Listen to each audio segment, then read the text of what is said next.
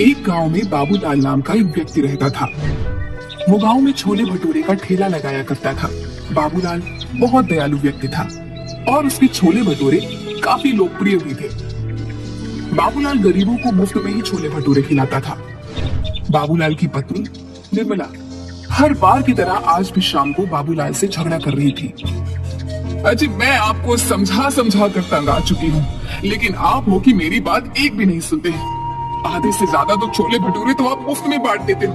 अगर ऐसा ही हाल रहा तो वो दिन दूर नहीं कि जब हमें कटोरा लेकर घर घर जाकर भीख मांगना पड़ेगा। मैंने तुमसे कितनी बार कहा है अनीता, रोज रोज मुझसे झगड़ा मत किया करो। तभी बाबूलाल के घर पर उसका दोस्त गज्जू अपनी पत्नी आशा के साथ आ गया। अरे बाबूलाल भाई, कैसे हो? सुना है कल मोहनलाल तुमसे बड़ी अकड़ में बात कर रहा था। बोल रहा था कि तुमने उसे 1 महीने से पैसे नहीं दिए। अगर कुछ दिनों में तुमने उसके पैसे नहीं चुकाए तो वो तुम्हारा ठेला भी जब्त कर लेगा और मारेगा अलग से। भाई साहब, आप तो इनके दोस्त हैं, आप ही क्यों नहीं समझाते इन्हें कुछ? मैं तो समझा समझा कर तंग आ चुकी हूँ। अरे भाभी, मैं इस बेवकूफ को कई बार समझा चुका हूँ, लेकिन इसके सर पर लोगों की मदद करने का भूत चढ़ा हुआ है। कहीं किसी दिन ऐसा ना हो जाए कि इसे मदद की जरूरत ना पड़ जाए। गज्जू की बात सुनकर उसकी पत्नी आशा हंसते हुए बोली, अरे वो सब छोड़ो, ये देखो निर्मला, मेरा सोने का हार कल ही इन्होंने सुनार से बनवा कर दिया है। ये तो बहुत महंगा वाला हार लगता है। अरे महंगा वाला क्यों नहीं होगा, पूरे 5 तोले का है। निर्मला आशा के हार को हाथ लगाकर देखने लगी। तभी अचानक आशा पीछे हट गई। बुरा मत मानना निर्मला, कल ही खरीदा है और तुम्हारे हाथ भी गंदे हैं। तुम्हारे हाथ लगाने से कहीं ये काला ना हो जाए। अच्छा, मैं तुम्हें यही हाथ दिखाने के लिए यहाँ पर आई थी। अब हम चलते हैं। आशा और गुज्जू वहां से चली गई और निर्मला गुस्से में सोने चली गई। अगले दिन बाबूलाल अपने छोले भटूरे का ठेला लेकर बाजार में चला गया।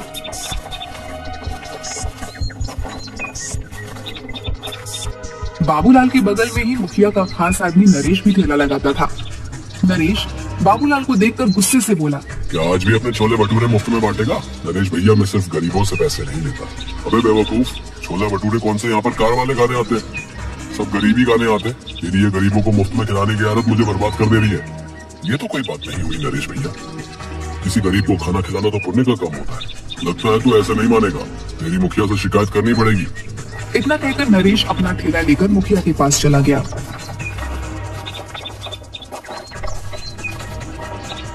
नरेश को गुस्से में देखकर मुखिया बोला, क्या बात है नरेश, आज इतने गुस्से में क्यों है? मुखिया जी, वो बाबूलाल मेरे ही बगल में ठेला लगाकर लोगों को मुफ्त में खाना खिला देता है। अब आप ही बताओ, जब लोगों को मुफ्त में छोले भटूरे खाने को मिलेंगे तो भला मुझसे वो क्यों खरीदेंगे? मेरा बहुत नुकसान हो रहा है।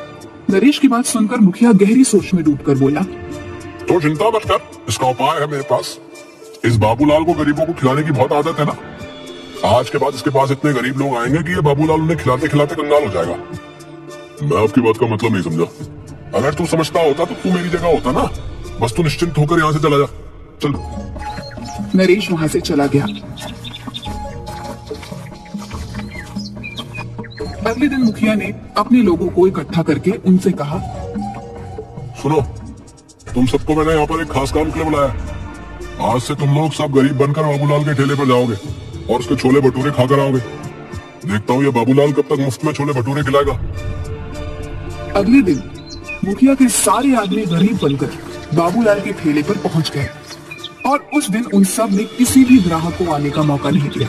उस दिन के बाद वो सब रोज भेस बदल कर आते और बाबूलाल के मुफ्त में छोले भटूरे खाते। कुछ ही दिनों बाद बाबूलाल कर्जे में आ गया और अब कर्जदार उसे परेशान और घेरने लगे।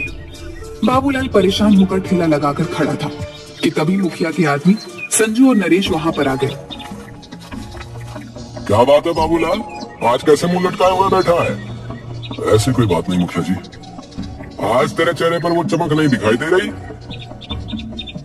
अरे चमक कहां से दिखाई देगी मुखिया जी? बाबूलाल भैया को गरीबों को मुफ्त में छोले भटूरे खिलाने का बहुत शौक चढ़ा था, लेकिन अब तो इनके खुद के भूखे मरने के दिन आ गए। ऐसा कुछ नहीं है संजू भैया। अगर ऐसा नहीं है तो फिर तेरा मुंह क्यों लटका हुआ है? संजू सही कह रहा मुखिया जी। बाबूलाल, मेरी एक बात समझ में नहीं आती, तू गरीबों को ही छोले भटूरे मुफ्त में क्यों खिलाता भाई? अमीरों में क्या कांटे लगे क्या है? क्या अमीर इंसान नहीं होते? किसी भूखे को खिलाना तो बड़ा पुण्य का काम होता है मुखिया जी, और किसी का कर्जा न चुकाना भी तो बड़ा पाप का काम होता है बाबूलाल। मैं आपकी बात का मतलब नहीं समझा। तू अच्छी तरह से समझ रहा है कि मैं क्या कहना चाहता हूँ। आज ही मेरे पास सीताराम और मोहनलाल तेरी शिकायत लेकर आए थे और बोल रहे थे काफी दिनों से तूने उनके पैसे नहीं दिए। मैं उनके पैसे जल्द लौटा दूंगा मुखिया जी। अगर 3 दिन के अंदर अंदर तूने उन दोनों के पैसे नहीं चुकाए ना, तो गांव में पंचायत बैठाकर उन दोनों से 25-25 चप्पलें हर्जाने बतौर तेरे सर पर पड़वाऊंगा। ढोंगी गई का। इतना कहकर मुखिया वहां से चला गया और वहां मौजूद सभी लोग बाबूलाल को देखकर हंसने लगे। अब तुझे पता चलेगा बाबूलाल कि तूने मुखिया का और मेरा बहुत नुकसान करवाया है। शायद तू जानता नहीं था कि जो मैं छोले भटूरे का ठेला लगाता था ना, इसमें मुखिया का ही पैसा मिला हुआ था। मुखिया अपना नुकसान का एक एक पैसा तुझसे वसूल लेगा। तेरे सर पर चप्पल ना पड़वा दी तो फिर कहना। नरेश सही कह रहा बाबूलाल, तू तो बड़ी मुसीबत में फंस गया भाई। अब 3 दिन में पैसा कहां से ला कर देगा? बाबूलाल ने उन दोनों की बात का कोई जवाब नहीं दिया। वह चुपचाप खड़ा रहा। रात में बाबूलाल जैसे ही अपने घर में घुसा, उसकी पत्नी ने उसे देखकर चिल्लाना शुरू कर दिया। आ गए सच्चाई के देवता, तुम्हारे पीछे गांव का मुखिया आया था। तुम्हें पता है कितना जलील करके गया है, मुझे और तुम्हें कितनी गालियां देकर गया है। पता है मुझे, गांव के मुखिया ने मुझे भी सारे बाजार में बेइज्जत करने में कोई कसर नहीं छोड़ी। मेरी तो ये सोच सोच के हालत खराब हुई जा रही है कि 3 दिन के अंदर पैसों का इंतजाम कहां से करूंगा।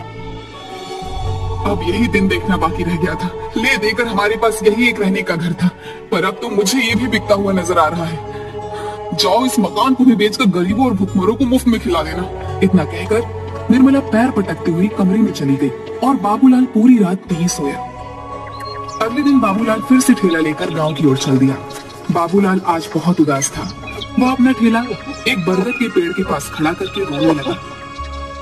हे भगवान, मैंने सुना था कि तू हमेशा दयालु लोगों की मदद करता है। मैंने तो गरीबों को मुफ्त में छोले भटूरे खिलाकर पुण्य का काम किया था, और इसके बदले मुझे क्या मिला? गांव का मुखिया सरेआम मेरी बेइज्जती करके चला गया। अगर 3 दिन के अंदर मैंने सीताराम और मोहनलाल के पैसे नहीं दिए तो बीच पंचायत में मुखिया मुझे चप्पल पड़वाएगा। मेरी क्या इज्जत रह जाएगी।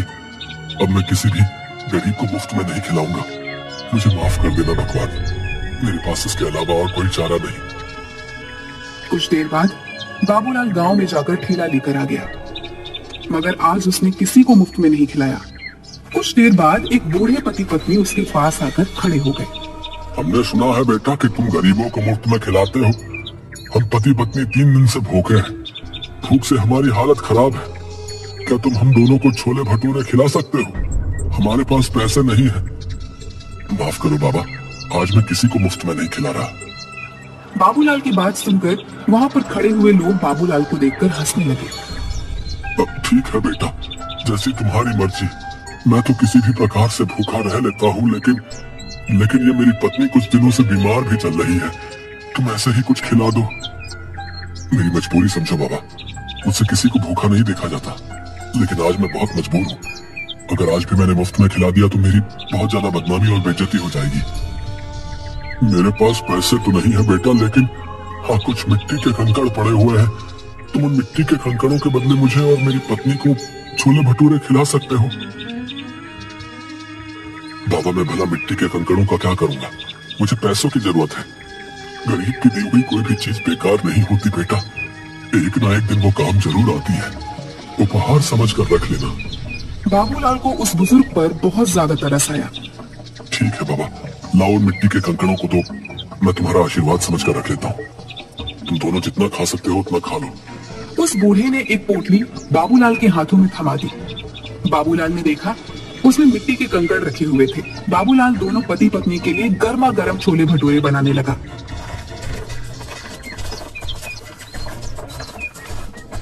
तभी वहाँ पर ठेला लगाकर खड़ा हुआ नरेश बाबूलाल से बोला, अरे इन मिट्टी के कंकड़ों से तू भला कैसे सीताराम और मोहनलाल का कर्जा चुकाएगा रे? बेवकूफ आदमी, इतनी बेइज्जती होने के बाद भी तेरी कुछ समझ में नहीं आया। नरेश मेरी जिसे मर्जी चाहेगी मैं उसे मुफ्त में खिलाऊंगा। तो कौन होता है मुझे रोकने वाला? जाकर बोल देना अपने मुखिया को। मुखिया का चमचा कहीं का। 3 दिन बाद जब मुखिया उन दोनों से तेरे सर पर चप्पलें पड़वाएगा ना, उस दिन मैं तुझसे बात करूंगा। मुझे भगवान पर पूरा विश्वास है, वो दिन कभी नहीं आएगा। इतना कहकर बाबूलाल फिर से छोले भटूरे बनाने लगा। मगर देखते ही देखते वह बूढ़े पति पत्नी बाबूलाल के सारे छोले भटूरे खा गए। बाबूलाल जरा सा चेहरा लिए उन्हें देखता रह गया। उसने देखा उसके ठेले पर अब कुछ भी नहीं बचा था। बाबूलाल चुपचाप अपने घर चला गया। क्या हुआ, आज दोपहर में ही कैसे चले आए? कहीं आज भी सारे छोले भटूरे कहीं बांट तो नहीं आए? निर्मला, मुझसे इस वक्त बात मत करो। अरे तो फिर और किससे बात करूं? अपना सर दीवारों पर मारूं क्या? मेरी तो सोच सोच के हालत खराब होते जा रही है कि 2 दिन बाद क्या होगा। वैसे तुम कभी शाम से पहले घर नहीं आते, आज क्या हुआ? बाबूलाल ने अपनी पत्नी को सारी घटना बता दी। हे भगवान, इस आदमी का मैं क्या करूं? इसने तो बेवकूफीपन की सारी हदें पार कर दी। अरे उन दोनों को सारे छोले भटूरे खिलाने की क्या जरूरत थी? मुझे क्या पता नहीं था। मुझे लगा था कि वो 2 या 3 से ज्यादा नहीं खाएंगे, लेकिन उन्होंने तो देखते ही देखते सारा ठेला साफ कर दिया। लाओ, मुझे भी दिखाओ आखिर उन दोनों ने कौन सी मिट्टी के कंकड़ दे दिए हैं जिसके बदले तुम आज सारे छोले भटूरे उनमें लुटा कर आ गए। वहां पर खड़े लोग तुम्हारा मजाक गलत नहीं उड़ा रहे थे। भला कोई मिट्टी के कंकड़ के बदले छोले भटूरे खिलाता है क्या? मैंने उन मिट्टी के कंकड़ के बदले उन्हें छोले भटूरे नहीं खिलाया नीता। उन दोनों के चेहरे से साफ लग रहा था कि वो कई दिन से भूखे हैं। लाओ दो मुझे, मैं भी तो देखूं उन गरीबों के उपहार में ऐसा क्या है। बाबूलाल ने उदास मन से वह पोटली अपनी पत्नी को दे दी और पोटली में कंकड़ देखकर निर्मला गुस्से से चीखते हुए बोली, हाय राम, अब इस कंकड़ का क्या करूं? लगता है तुम्हारी किस्मत में सीताराम और मोहनलाल के हाथों चप्पल खाना ही लिखा है। अब जो होगा देखा जाएगा निर्मला। अगर भगवान ने मेरी किस्मत में गांव वालों के सामने मेरी बेइज्जती ही लिखी है तो उसे कोई नहीं बदल सकता। बाबूलाल वहां से चला गया और 2 दिन बाद बाबूलाल पंचायत में सर झुकाए खड़ा था। क्यों रे बाबूलाल, पैसे लाया है? इंतजाम नहीं हो पाया मुखिया जी, कुछ दिन की मोहलत और दे देते। वो तो हम तुझे जरूर देंगे, मगर सीताराम और मोहनलाल के हाथों चप्पल तो खा ले। ऐसा मत कीजिए मुखिया जी, मेरी बेइज्जती हो जाएगी। मैं किसी को मुंह दिखाने के लायक नहीं रहूंगा। क्या हुआ, उस दिन तो बड़ा मुंह चला रहे थे, मार खाने की नौबत आई तो अब इज्जत की दुहाई दे रहे हो? मुखिया सीताराम और मोहनलाल की ओर देखकर बोला, देखते क्या हो, मारो इस दानवीर को चप्पलों से। बड़ा दानवीर बना फिरता है, मक्कार कहीं का।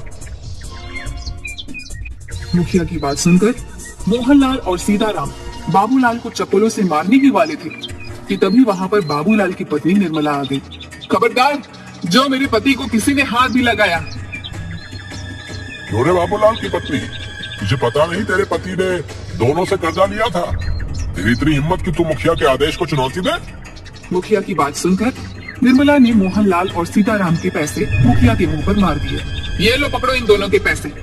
आइंदा मेरे पति के ऊपर आंख उठाकर भी नहीं देखना। तू ये पैसे कहां से लेकर आई? तुम्हें इससे मतलब?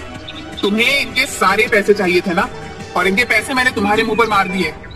बाबूलाल निर्मला के पास पैसे देखकर हैरान रह गया। बाबूलाल ने आहिस्ता से निर्मला से पूछा, निर्मला तुम ये पैसे कहां से लेकर आई? घर चलो, मैं तुम्हें सब बताती हूँ। बाबूलाल निर्मला के साथ घर पर आकर बोला, अब बताओ भी निर्मला, तुम ये पैसे कहां से लेकर आई? आज जब तुम्हें मोहनलाल और सीताराम पकड़कर ले गए थे तो मैं फूट फूट कर रो रही थी। रोते हुए मुझे अचानक गुस्सा आ गया और मैंने गुस्से में वो पोटली बाहर फेंकने के लिए निकाली जिसमें कंकड़ थे। मगर जैसे ही उस पोटली में से कंकड़ फेंके तो उसमें से कंकड़ नहीं बल्कि बेशकीमती हीरे निकले। मैं तुरंत एक हीरा गिरवी रखकर पैसे ले आई और मुखिया के मुंह पर मार दिए। निर्मला की बात सुनकर बाबूलाल हैरान होकर बोला, लेकिन उसमें तो कंकड़ पत्थर थे। मैं भी हैरान रह गई थी। बहुत सोचने के बाद मुझे एहसास हुआ कि शायद वो दोनों बूढ़े पति पत्नी कोई मायावी लोग थे जो तुम्हारी मदद करने आए थे। निर्मला ने इतना कहा ही था कि तभी दरवाजे पर दस्तक हुई। निर्मला उन हीरों को देखने में खोई हुई थी।